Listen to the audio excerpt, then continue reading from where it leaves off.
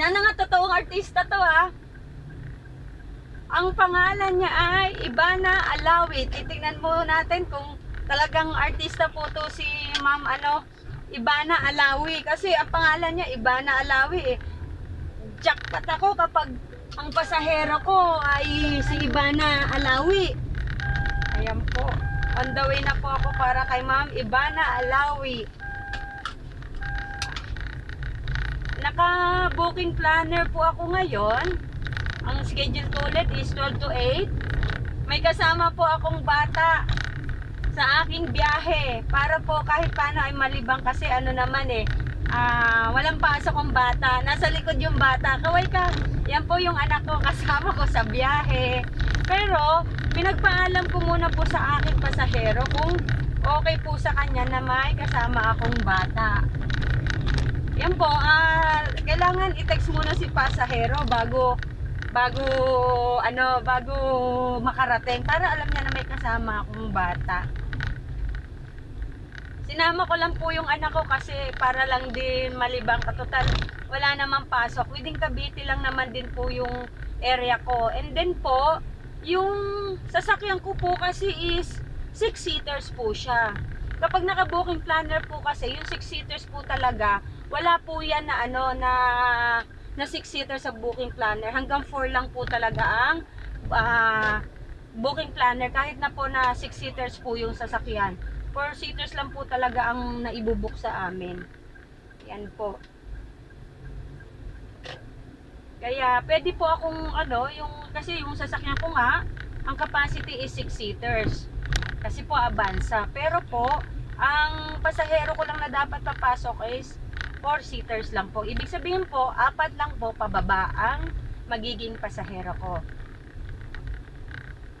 Na po si Ma'am Ivana Alawi. Wow. Tingnan natin kung anong ni Ma'am.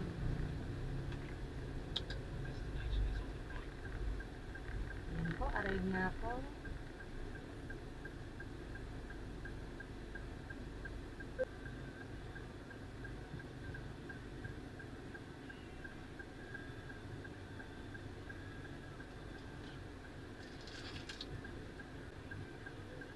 Diretso pa daw ako, sabi ni Ma'am Ivana. Okay. Reply tayo ng okay po. Ibig sabihin po, hindi po siya talaga naka-pin location po yung lugar niya. Nakigamit lang po siya ng pin location po. Sabi niya, diretso pa ako. Hi po! Kay Ivana Alawi po. Ano lang yung Ivana. Kala ko talaga totoo. Sabi ko jackpot sana. Tama naman sir yung kaninang pin location dito eh. Dito? Nandiyan ka? Oo, andito ako. Kasi hindi naman ako pwede gumita dahil naka-intersection. Tuloy-tuloy ka lang. Oo, kasi sabi diretso. Di dumiretso naman ako. Ayun. Saan pa sir? 1% ko babae yun. 1% ko yun po babae yun. First time po. Babae yun. Na driver po. Tapos may kasama pa pong anak, no? May kasama po akong anak sa likod. Sabi niya, kalay daw ni Jack, patakal si Ivana anak. Oo nga, sabi ko naka-jackpot sana ako eh. Kaya alam mo, strategy, kaya mabilis i-kemi sa kalagay Ivana. Ay, meron siyang YouTube. Oo, sir. Paki-subscribe. Sabi ko, swerte ako, mababalatuhan ako nito, ha. Si Ivana Alawi. Po ang Jeneline Mercado talaga. Kaya Jeneline Mercado talaga. Jeneline Mercado po kasi please subscribe. Mukha lang Dennis Trillo.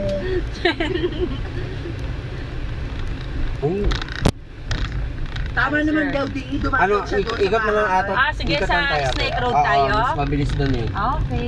Madam, tama naman dumakan dito. Ano, sir? Sa Japan.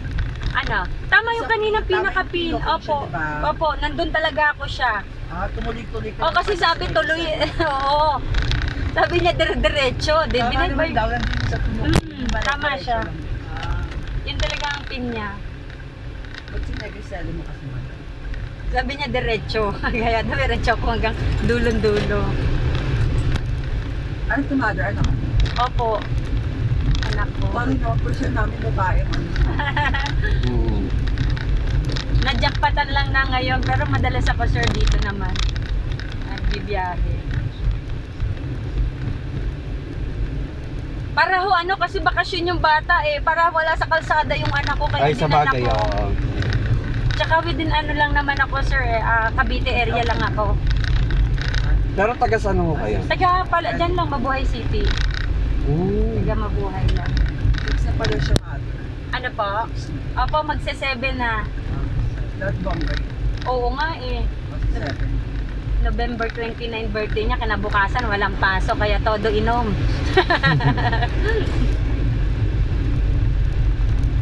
Ano naman, sinama ko kasi, kumbaga area lang naman Cavite, medyo safe. Pero pag sa Maynila, ayun, hindi pwedeng isama.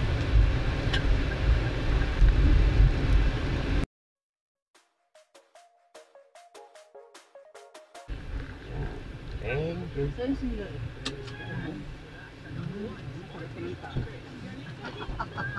Thank you po. Thank you sir, thank you. So much. Thank you po.